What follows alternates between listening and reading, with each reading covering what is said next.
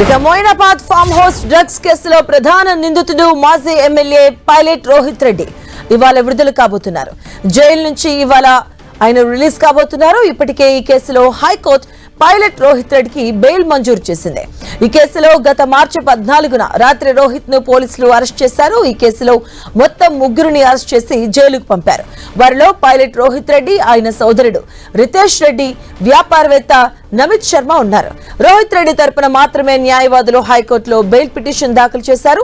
Bail మంజూరు అవడంతో ఇవాళ చంచల్గూడ జైలు నుంచి రోహిత్ రెడ్డి విడుదల కానున్నారు.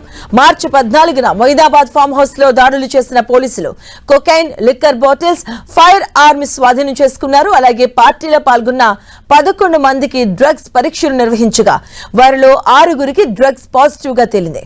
ఈ కేసులో మాజీ ఎమ్మెల్యే రోహిత్ రెడ్డి 1 నెలకు పైగా చంచల్గూడ జైల్లో ఉన్నారు.